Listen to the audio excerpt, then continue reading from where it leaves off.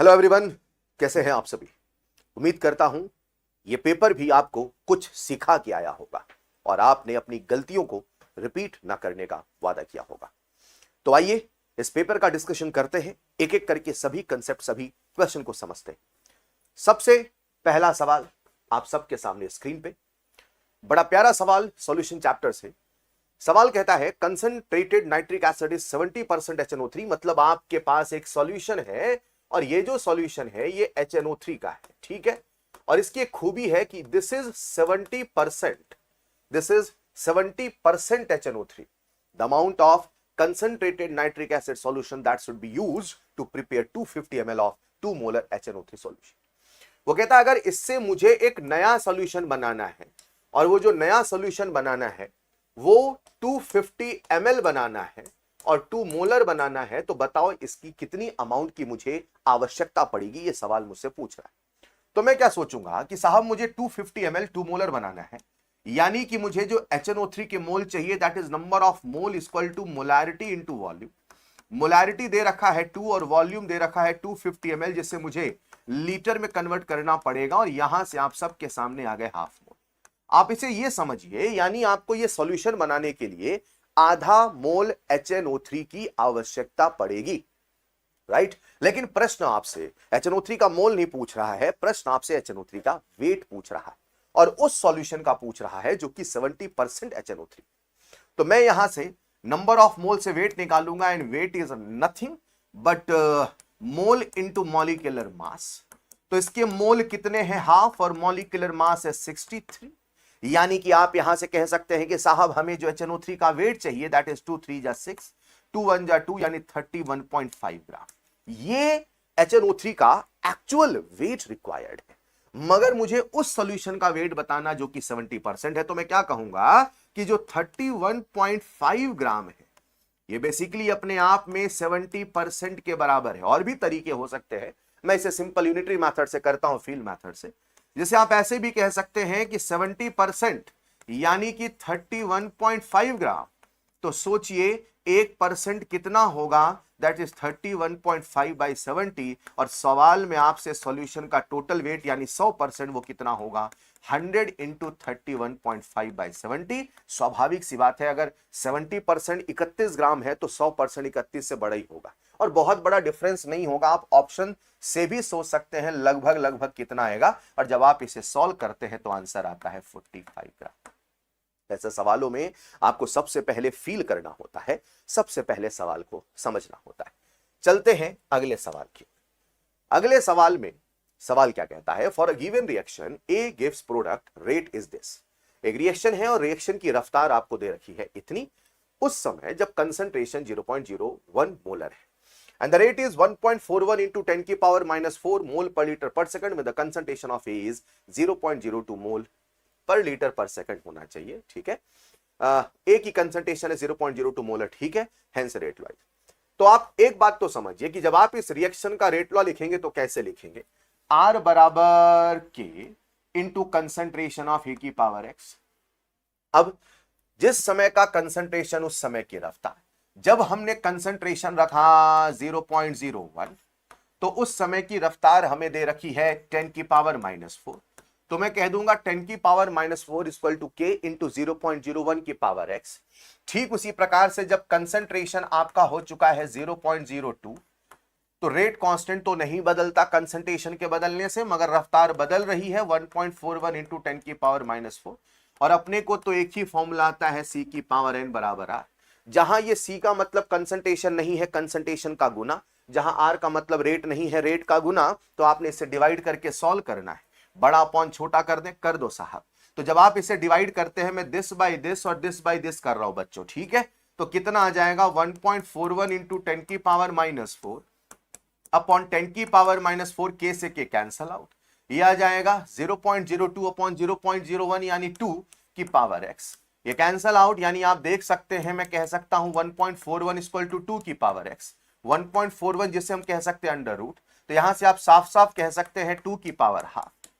Base होगा same तो power भी होगा सेम, यानी एक्स की वैल्यू कितनी आ गई, हाफ। यानी कि इसका जो रेट लॉ होगा वो होगा आर बराबर के इंटू ए की पावर हाफ, एक ही ऑप्शन सही है, that is option number 4।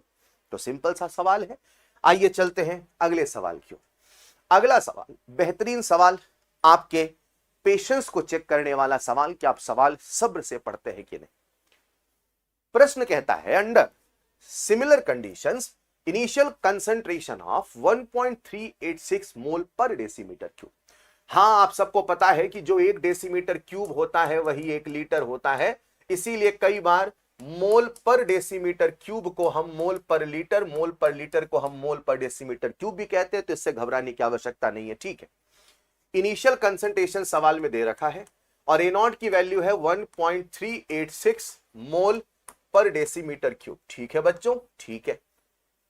A substance becomes half in 40 second and 20 second through first order and zero order। मतलब जब वो फर्स्ट ऑर्डर काइनेटिक्स को फॉलो करता है और जब वो जीरो ऑर्डर काइनेटिक्स को फॉलो करता है, तो जो टी हाफ है फर्स्ट ऑर्डर की काइनेटिक्स को फॉलो करते समय 40 सेकंड है, तो लिख देता हूं मैं T half first order equal to 40 second, और यहां लिख देता हूं T half zero order equal to 20 second, ठीक है बच्चों।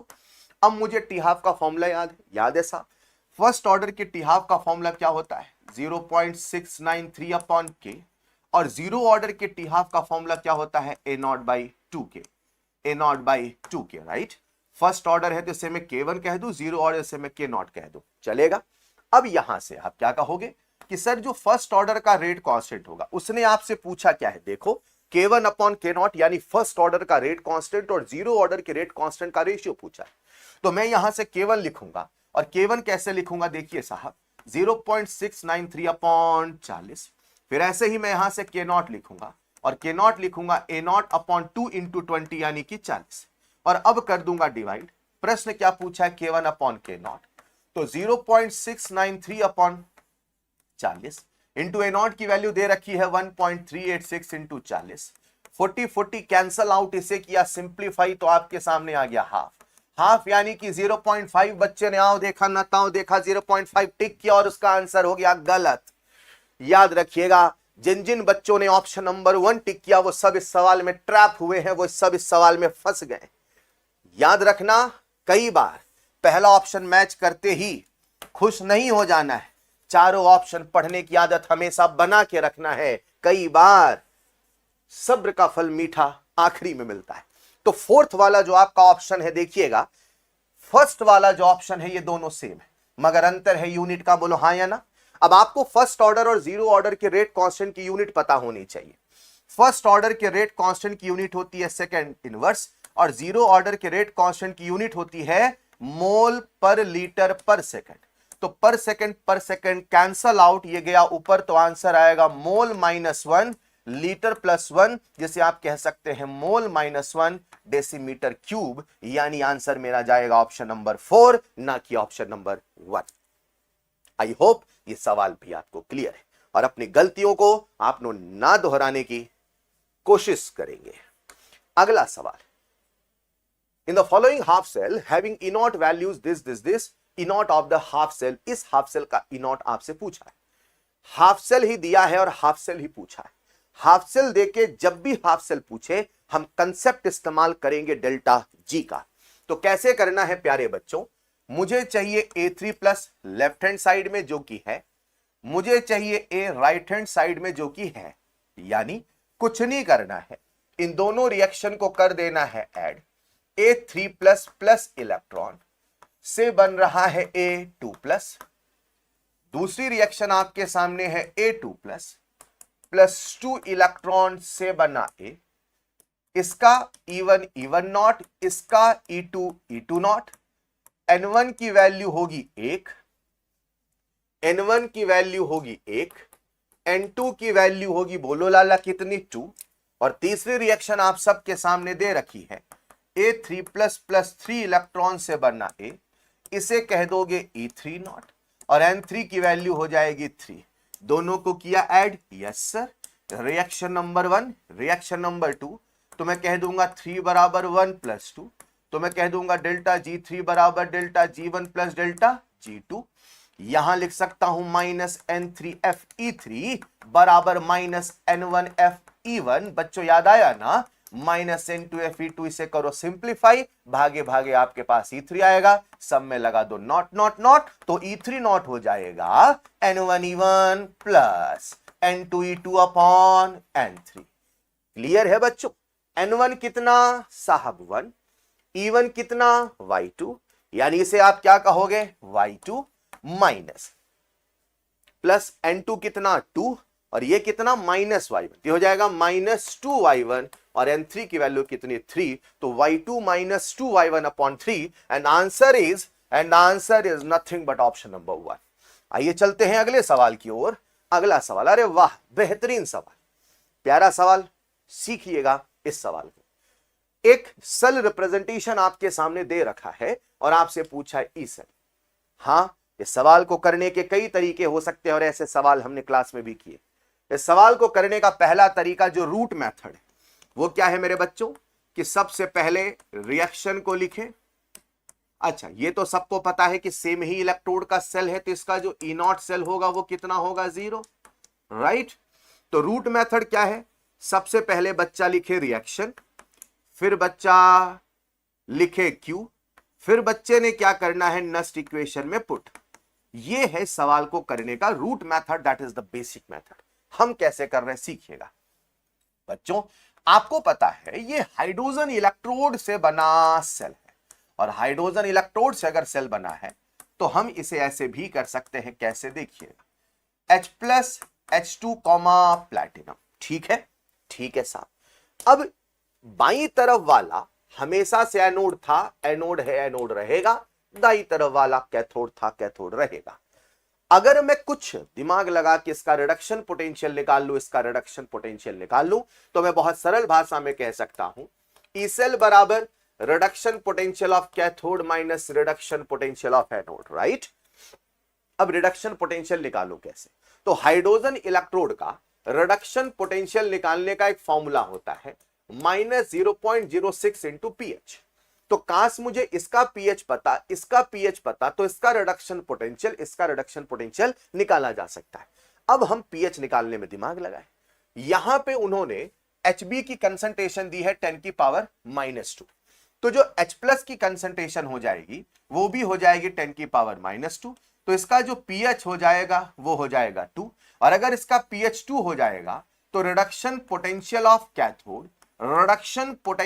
Cathode that is -0.06 into pH, यानी -0.12 वोल्ट हो जाएगा, ठीक है मेरे बच्चों। और जब हम इधर आते हैं तो यहां आपको Ka दे रखा है, मतलब ये अपने आप में एक वीक एसिड है, और अगर ये वीक एसिड है बच्चों तो आपको इसका H+ निकालना पड़ेगा, and the concentration of H+ का फॉर्मूला ओस्टवॉल डाइल्यूशन लॉ से आता है √K इंटू C। क्या सवाल में K दिया है? Yes sir.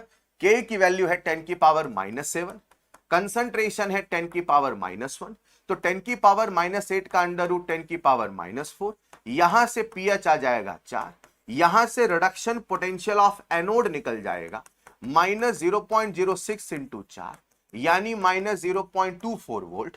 अब निकाल लेते हैं ई सेल, तो ई सेल आ जाएगा reduction potential of cathode minus reduction potential of anode -0.12 -0.24, इसे करिए सिंप्लीफाई, आंसर आ गया 0.12 volt, and answer is nothing but option number 3। बेहतरीन सवाल, और ऐसे सवालों को आप सीखिए, 2 बार रिवाइज करिए, और मैं आपसे रिक्वेस्ट करूंगा आप सभी इन सवालों को रूट मेथड से भी सॉल्व करना जब रिएक्शन लिख के करते हैं। आइए चलते हैं अगले सवाल की ओर। During discharging of lead storage battery which of the following is are true. तो आपको पता होना चाहिए कि जब लेड स्टोरेज बैटरी डिस्चार्ज होता है तो उसका रिएक्शन क्या होता है। तो प्यारे बच्चों, जब सवाल आपसे कहता है लेड स्टोरेज बैटरी, तो आपको तुरंत उसकी सारी फंक्शनिंग, सारी कहानी याद आ जानी चाहिए। और लेड स्टोरेज बैटरी में आपके सामने एक इलेक्ट्रोड Pb का हुआ करता था, एक इलेक्ट्रोड PbO2 का हुआ करता था, और ये H2SO4 के सॉल्यूशन में डूबा होता था। और जब इसकी रिएक्शन लिखते हैं तो मैं कुछ ऐसे कहता था Pb + PbO2 + 2H2SO4।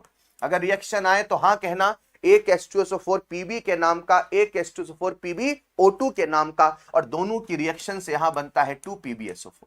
ये जो रिएक्शन आपके सामने हो रही है ना बच्चों, ये रिएक्शन को हम कहते हैं डिस्चार्ज रिएक्शन। डिस्चार्ज रिएक्शन मतलब जब सेल हमारा काम कर रहा है, राइट। तो पीबी किस में कन्वर्ट हो रहा है, पीबीएसओ4 में। और अगर पीबी पीबीएसओ4 में कन्वर्ट हो रहा है मतलब इसका क्या हो रहा है, ऑक्सीडेशन। और ये +4 से +2 जा रहा है मतलब इसका क्या हो रहा है, रिडक्शन। मतलब this behave like cathode and this behave like anode. अब सवाल पढ़ते हैं। H2SO4 इज प्रोड्यूस, सरासर गलत है। प्रोड्यूस नहीं होता है, कंज्यूम होता है। H2O इज कंज्यूम, गलत है। कंज्यूम नहीं, प्रोड्यूस होता है। सवाल आपसे क्या पूछा है, सही पूछा कि गलत, सही। PbSO4 is formed at both electrodes, सही बात है। Density of electrolytic solution decreases, सही बात है।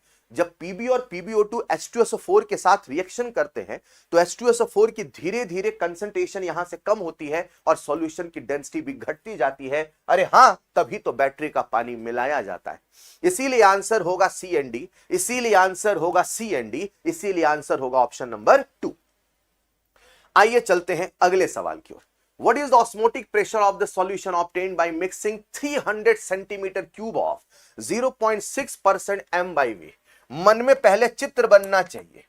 एक सॉल्यूशन है हमारे सामने, ये सॉल्यूशन का 300 सेंटीमीटर क्यूब लिया और ये 0.6% है। और दूसरा जो सॉल्यूशन है इसका भी 300 सेंटीमीटर क्यूब लिया और ये 3.42% है, देख लेना, ठीक है भाई। अब इन दोनों को मिलाया और मिला के एक नया सॉल्यूशन बनाया। ये जो नया सॉल्यूशन आप सबके सामने आया, भाई लोगों ने हमसे इसी का पाई पूछ डाला। अब इसका पाई कैसे बताएं? तो भाई पाई का अपने को सिंपल सा फॉर्मूला याद है, CRT, और C का मतलब है N/VRT। काश कोई मुझे मोल बता दे। यहां जो अंदर मसाला पहुंचा है इसके टोटल मोल अगर मैं निकाल लूं तो मजा आ जाए। मतलब यहां के मोल जोड़ दो, क्लियर है। अब जो ऊपर वाला सॉल्यूशन है ये यूरिया का है, यस सर, और ये सुक्रोज का है, यस सर। तो आओ मोल निकाल लेते हैं, राइट। तो यहां से सबसे पहले मैं N1 निकाल लेता हूं। कई तरीके हैं, मैं बिल्कुल फील मेथड से कर रहा हूं। ये 0.6% है, तो 0.6% W/V का क्या मतलब है? इसका मतलब है अगर सॉल्यूशन होगा 100 ml, अगर सॉल्यूशन होगा 100 ml तो यूरिया होगा 0.6 ग्राम। लेकिन सॉल्यूशन कितना ml है? 300 ml। तो अगर सॉल्यूशन 300 ml है मेरे बच्चे, तो बताओ इसमें सॉल्यूट कितना होगा? 0.6 × 3 ग्राम, राइट।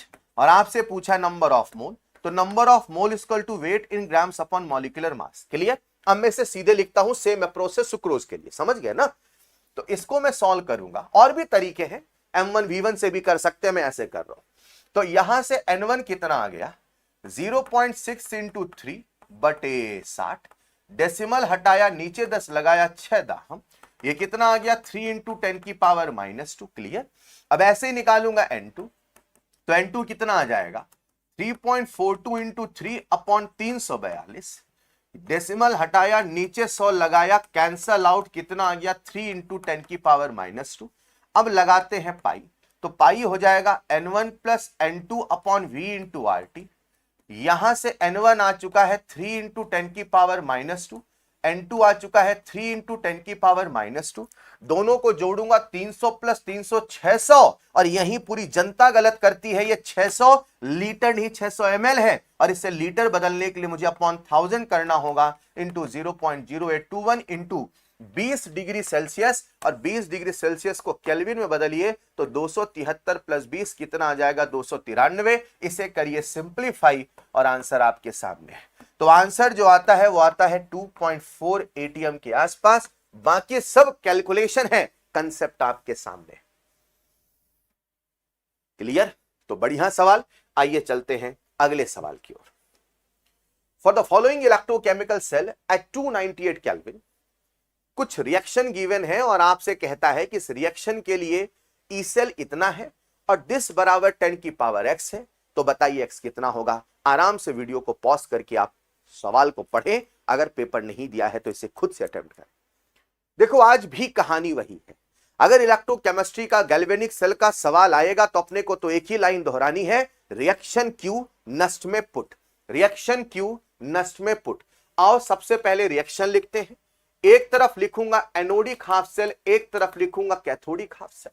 बाईं तरफ वाला हमेशा होगा एनोड, दाईं तरफ वाला हमेशा होगा कैथोड। एनोड का करा दूं ऑक्सीडेशन तो क्या लिखूंगा?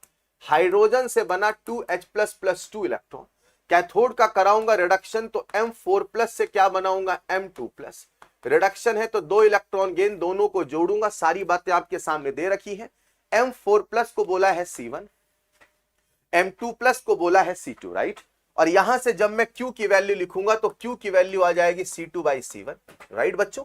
और C2/C1 को ही भाई लोगों ने बोला है 10⁻⁻⁴। डन, यहां तक डन। अब चलते हैं नष्ट के पास। अच्छा, नष्ट के पास जाने से पहले आपको E0 सेल भी निकाल लेना चाहिए, और E0 सेल का फॉर्मूला है E0 cathode minus E0 anode. Cathode ये है, यस सर। इसका मुझे क्या लिखना है, SRP। इन्होंने क्या दिया है, SRP। और एनोड कौन है सर, हाइड्रोजन, और इसका SRP कितना, 0। तो E0 सेल हो जाएगा 0.51 वोल्ट। डन है। अब चलते हैं हम नष्ट के पास। तो नष्ट का फॉर्मूला है E सेल बराबर E0 cell minus 0.06 upon n log Q। E cell दे रखा है क्या, यस सर। ई सेल कितना दिया, देखो देखो 0.092, E0 सेल कितना 0.151 माइनस 0.0591 अपॉन n की वैल्यू 2 इंटू लॉग 10⁻⁻⁴। क्लियर।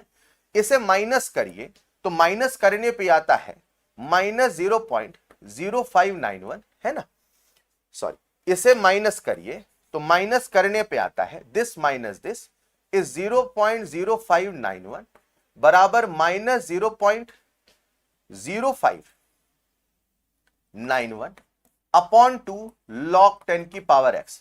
छोटा माइनस बड़ा तो माइनस साइन, माइनस माइनस होगा प्लस, ये होगा कैंसल आउट, यानी मैं कह दूंगा log 10⁻⁻⁴ बराबर 2, यानी मैं कह दूंगा बराबर, यानी मैं कह दूंगा 10⁻⁻⁴ बराबर 2, यानी ये 10⁻² है, log 102 होता है, राइट। log 102 होता है, बाकी तो आप समझ गए ना, log 102 होता है, यानी ये हो गया 10⁻², यानी x बराबर कितना आ चुका है, 2। तो आंसर हो जाएगा 2। ठीक, किसका log 2 होता है मेरे भाई, 100 का, तो 10⁻², यानी कि आंसर आ गया 2। क्लियर है। आइए चलते हैं अगले सवाल की ओर। है बढ़िया सवाल। For the gas phase reaction, एक रिएक्शन गिवन है आपके सामने, RH प्लस X2 से बना RH plus HX। Following mechanism has been proposed, एक मैकेनिज्म दे रखी है, इसे स्लोवेस्ट बोला है, मतलब ये हमारा RDS system. Based on this select the correct option. तो एक बात तो क्लियर हो गई कि हमें कहीं ना कहीं इसमें रेट लॉ लिखना पड़ेगा, और रेट लॉ लिखने के लिए हमें सबसे पहले स्लोवेस्ट स्टेप से शुरू करना होगा, दैट इज आरडीएस स्टेप से शुरू करना होगा। तो कैसे लिखूंगा, R बराबर K into x dot into RH। ठीक है मेरे बच्चों, रिएक्शन देख के आप समझ गए कि जो x डॉट है जो कि फ्री रेडिकल है, अपने आप में यहां पे इंटरमीडिएट है, इसे हटाना पड़ेगा। हटाने के लिए हमें फास्ट स्टेप यानी नंबर 1 का सहारा लेना पड़ेगा। अब क्योंकि ऑप्शन में K1 K2 K3 भी बोला है ना, तो आपको यहां लिखना पड़ेगा K3, राइट। अब पहली वाली reaction X2 is in equilibrium with 2x dot, इसे बोला है K1, इसे बोला है K2। देख लो जरा, तो जब आप इसका इक्विलिब्रियम कांस्टेंट Kc लिखेंगे तो कैसे लिखेंगे, Kf forward upon backward, right, equilibrium constant. तो K1 upon K2 is equal to x dot का होल स्क्वायर अपॉन x2। चलेगा मेरे बच्चों। और यहां से आपने x डॉट की वैल्यू निकाल ली तो कितना आया, K1 upon K2 into concentration of x2, और यहां से ये आ चुका है x, that is K1 upon K2 की पावर हाफ इंटू x2 की power half.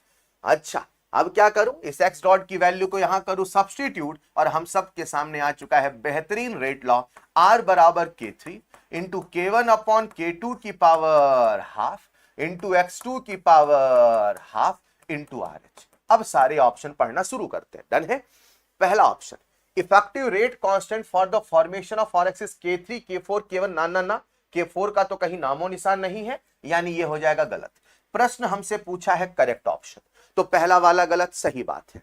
D RX by dt is proportional to X2, ना, इज प्रोपोर्शनल टू X2 की पावर हाफ, मतलब मुझे लगता है ये भी गलत है।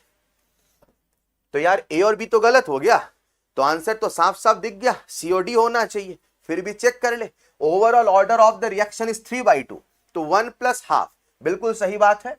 जो ओवरऑल ऑर्डर है वो कितना होगा, 1 प्लस हाफ, यानी कि 3/2। चलेगा, तो थर्ड ऑप्शन सही है। dRx/dt is proportional to RH की पावर 1, हां ये भी सही है, तो आंसर जाएगा C एंड D, यानी ऑप्शन नंबर 3। ठीक है, आइए चलते हैं अगले सवाल की ओर। बहुत प्यारा सवाल है, समय खाने वाला सवाल, लेकिन जब बड़ी मेहनत के बाद ये सवाल बनता है तो खुद पे गर्व होता है, अपनी मेहनत पे गर्व होता है कि हमने बढ़िया मेहनत की है। A solution of X moles of sucrose in 100 gram of water freezes at this। वो पहले कुछ कहानी कह रहा है कि अगर सुक्रोज का आप X मोल ले लीजिए और 100 ग्राम पानी ले लीजिए तो उसका जो फ्रीजिंग पॉइंट है इतना है, मतलब इसका जो डेल्टा TF है ये 0.2, right. Calculate the amount of ice separate out when it is cooled up to -0.25। तो ऐसे सवालों को करने का नियम है, मैंने पहले भी बताया, फिर बता दूं कि जो टेम्परेचर दिया है उसे फ्रीजिंग पॉइंट मानते हुए सॉल्वेंट का वेट निकालिए। तो मैं इसे मानूंगा डेल्टा TF, तो यहां से कहूंगा डेल्टा TF बराबर KF into M। Delta TF कितना मान लो 0.25, और KF हमें पता नहीं है तो दूसरे से सब्स्टिट्यूट करके लिखेंगे, राइट। और मोलैलिटी के लिए लिखूंगा moles of solute upon weight of solvent in kg। काश KF और X मिल जाए तो मुझे सॉल्वेंट का वेट मिल जाए।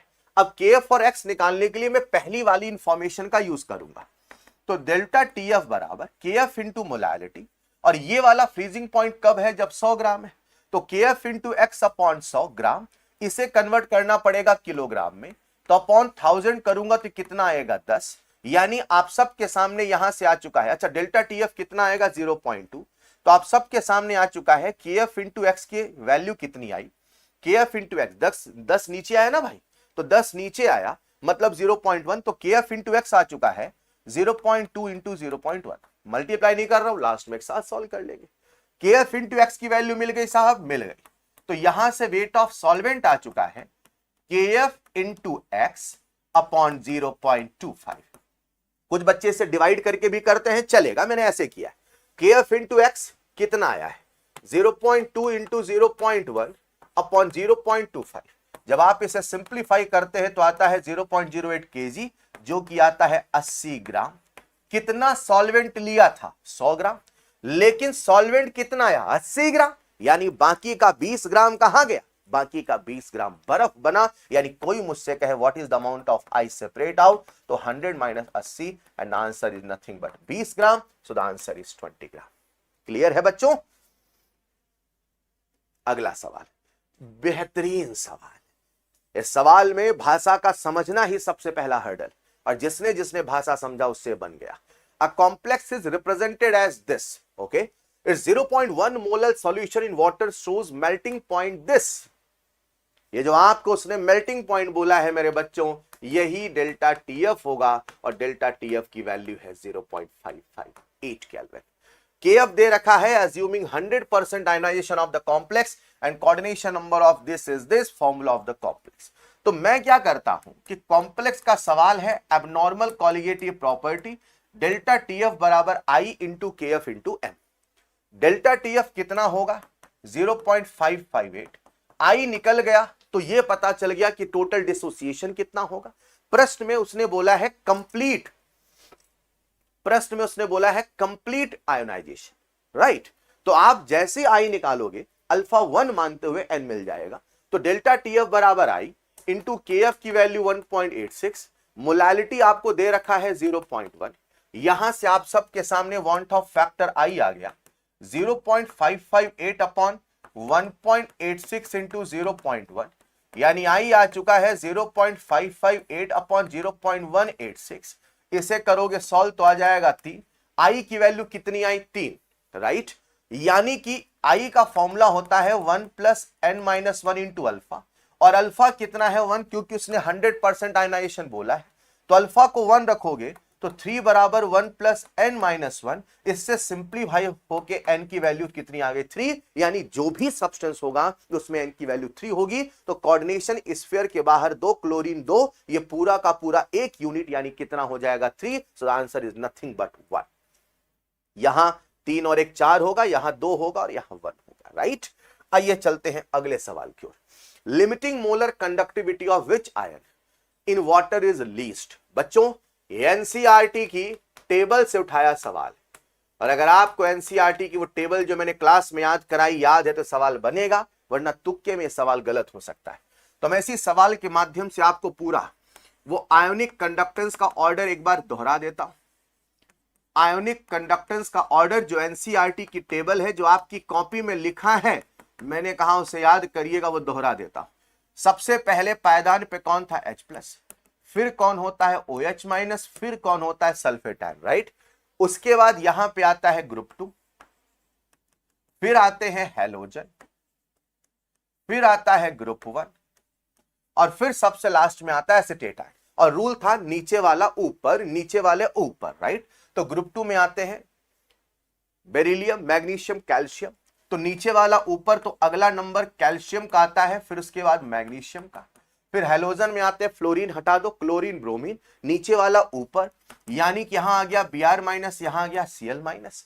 फिर आते हैं ग्रुप 1 में, तो सोडियम, पोटेशियम, रूल लगाओ, नीचे वाला ऊपर, यानी कि पोटेशियम, और फिर कौन है? सोडियम, और सबसे लास्ट में कौन है? Acetate ion. यानी कंडक्टेंस का ऑर्डर आपको याद होना चाहिए। तो गिवन ऑप्शन में आपसे पूछा है मिनिमम, और मिनिमम किसका होगा? Na+ का।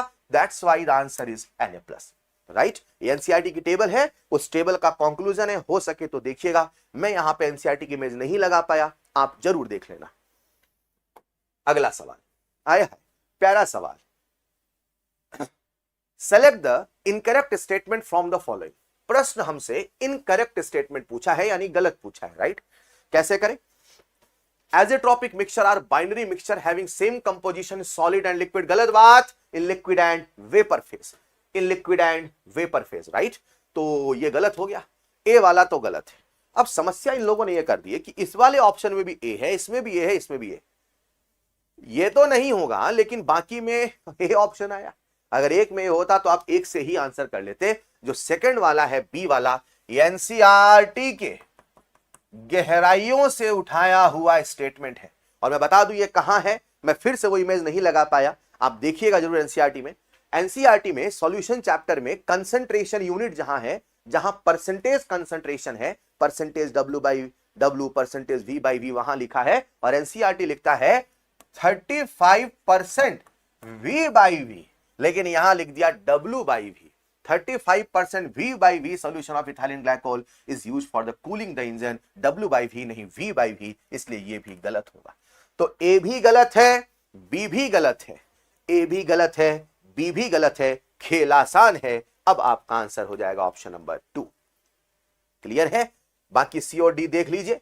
The solubility of HCl gas increase pressure, सही बात है, जब प्रेशर बढ़ाया जाता है तो गैसेस की सॉल्बिलिटी बढ़ जाती है। Chloroform and diethyl ether, chloroform के साथ कुछ भी आएगा एनडी माना जाएगा, याद है, तो ये भी सही बात है। Raoult's law becomes a special case of Henry law. Henry law कहता है P बराबर KH इंटू एक्स, और राउल्ट्स लॉ कहता है P बराबर PA0 इंटू एक्स। तो जब KH PA0 बन जाता है वही राउल्ट्स लॉ बन जाता है, ये भी सही बात है। प्रश्न आपसे गलत पूछा तो आंसर होगा A एंड B। आइए चलते हैं अगले सवाल के। Catalyst A reduces the activation energy for a reaction by 10 kilojoule पर मोल एट 300 केल्विन। तो एक तरफ कैटलाइज रिएक्शन, ऐसे सवाल भी आपके नोट्स कॉपी में खूब सारे, ये बहुत प्यारे सवाल हैं, लेकिन आपने इनकी प्रैक्टिस की है बच्चों। एक तरफ लिखा मैंने कैट, एक तरफ लिखा मैंने अनकैट, चलेगा?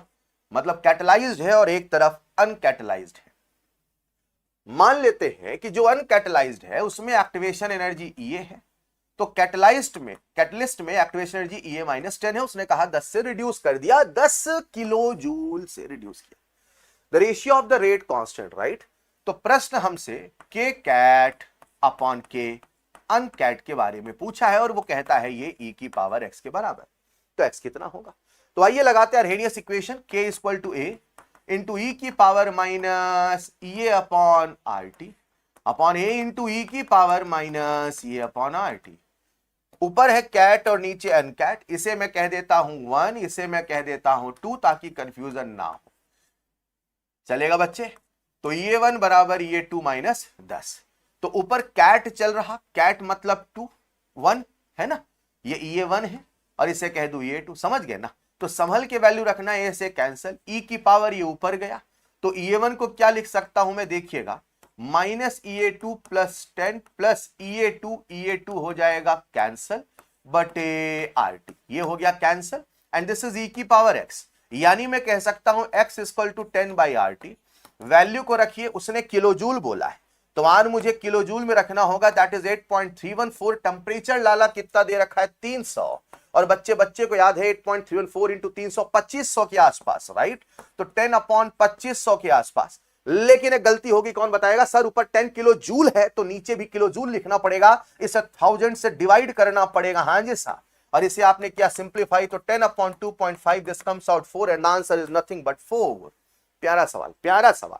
अगला सवाल आप सबके सामने, प्रैक्टिकल केमिस्ट्री का मैंने एक सवाल इंक्लूड किया, और इसके पीछे एक इंटेंशन ये है कि आपको मैंने कई बार अपने टेलीग्राम चैनल पे भी कहा कि प्रैक्टिकल केमिस्ट्री को एक बार देखना है। यहां से मैं आपको बस एक रिमाइंडर देना चाहता हूं कि प्लीज नीट के पहले इसे भी थोड़ा सा देख के जाइएगा। हालांकि बहुत इंपॉर्टेंट तो नहीं है, लेकिन अगर एडेड है तो देखे रहना है। कैसे करना इन सवालों को, सवालों के पीछे कंसेप्ट क्या है समझिएगा। On adding AgNO3 solution into KI solution, a negatively charged colloidal solution is formed when they are in. इनके पीछे कंसेप्ट क्या होता है? कंसेप्ट ये होता है मेरे बच्चे, थोड़ा फील करिएगा। एक तरफ AgNO3 है और एक तरफ KI है, और इन दोनों को मिलाया जा रहा है। तो जब दोनों को मिलाओगे तो इतना तो क्लास में, वीडियो में सुन रहे हर बच्चे को पता है कि AgNO3 और KI की रिएक्शन से यहां सबसे पहले AgI का PPT बनेगा, राइट। तो यहां ऐसे ऐसे ऐसे PPT बनने लगते हैं। तो होता क्या है, कोलाइडल सॉल्यूशन तभी बनता है जब ये जो PPT बना है, ठीक, इनके आसपास जो एक्सेस आयन है वो आके इसके सरफेस पे एड्सॉर्ब होते हैं। The concept is, the logic is excess ion. तो जो एक्सेस आयन है वो एड्सॉर्ब होंगे तो निगेटिवली चार्ज बनाना है, यानी कि हमारा जो एक्सेस आयन है वो निगेटिव चार्ज होना चाहिए। एक्सेस आयन निगेटिव चार्ज होना चाहिए, राइट। तो कैसे करना है और सिखाता हूं। कंसेप्ट समझ में आया कि निगेटिवली चार्ज कोलाइडल सॉल्यूशन तभी बनेगा कि जब सॉल्यूशन के अंदर निगेटिव एक्सेस आयन होगा। कैसे आओ समझाता हूं। यहां से आपने क्या मिलाया AgNO3, यहां से क्या मिलाया KI। अब चलते हैं पहले ऑप्शन में। तो पहला ऑप्शन क्या कहता है, 100 ml ऑफ 0.1 मोलर AgNO3। तो सबके निकाल लीजिए मिलीग्राम इक्विवेलेंट, ठीक। सभी बच्चों को मिलीग्राम इक्विवेलेंट का फॉर्मूला याद है ना बेटा, molarity into n factor into volume. Volume किसमें, ml में। तो 0.1 इंटू 1 इंटू 100, यानी इसके कितने हैं 10, और 100 इसके भी कितने हैं 10। तो पहला ऑप्शन सॉल्व कर रहा हूं, राइट। अब ये कितना हुआ 0, ये कितना 0, ये कितना बन गया 10। तो सॉल्यूशन के अंदर सारा का सारा AgI बना, कोई भी एक्सेस आयन बचा ही नहीं। तो जब एक्सेस आयन नहीं बचा मतलब ये निगेटिवली चार्ज नहीं बनेगा। अब चलते हैं ऑप्शन नंबर 2 की तरफ। ऑप्शन नंबर 2 में 100 इंटू 0.1 ये कितना होगा मेरे बच्चों 10। 50 इंटू 0.2 50 दूना 100, राइट। ये भी कितना होगा 10। मतलब फिर से सारा क्या बन गया AgI, फिर से सारा क्या बन गया AgI, कुछ भी नहीं बचा। हमें किसे बताना है, हमें एक्सेस आयन को निगेटिव चार्ज चाहिए और कोशिश करना है वो कॉमन आयन होना चाहिए। मतलब जो कॉमन है या तो Ag या तो I, अधिक में बचे, बचाना किसे I को, क्योंकि निगेटिवली चार्ज बनाना है। तो थर्ड ऑप्शन की तरफ चलते हैं। 100 ml ऑफ 0.1, तो 100 इंटू 0.1 ये 10 हुआ, 50 इंटू 0.1 ये 5 हुआ, ठीक है ना बच्चे। तो AgNO3 के कितने मिलीग्राम इक्विवेलेंट है 10, इसके कितने हैं 5, तो 5 बन गया AgI, और 5 कौन बच गया AgNO3। तो कॉमन आयन कौन है Ag कौन है प्लस। तो AgI के चारों तरफ पॉजिटिवली चार्ज एड्सॉर्ब होगा। यही कारण है कि यहां पॉजिटिवली चार्ज बनेगा, मगर सवाल बोला है निगेटिवली चार्ज। तो अब चलते फोर्थ ऑप्शन में। फोर्थ ऑप्शन की तरफ चले तो 100 इंटू 0.1 कितना हुआ 10, 100 इंटू 0.15 कितना हुआ 15। तो ये 10 और ये 15 ये कितना बनेगा 10। अब 5 कौन बचा KI। कॉमन आयन कौन है I माइनस। क्या वो निगेटिवली चार्ज है, यस सर। तो क्या इसके चारों तरफ I माइनस का यहां पे एड्सॉर्प्शन होगा, यस सर। और अब ये क्या बन जाएगा AgI का निगेटिवली चार्ज सॉल्व। तो प्रश्न कहता है निगेटिवली चार्ज कहां बनेगा, आंसर होगा 4, आंसर होगा 4। ऑलराइट, इस प्रकार से हमने ये सारे सवालों का डिस्कशन यहां पे किया समाप्त। जो भी गलतियां हैं, जो भी लर्निंग है, उसे जरूर आप रिवाइज करिएगा। Thank you so much.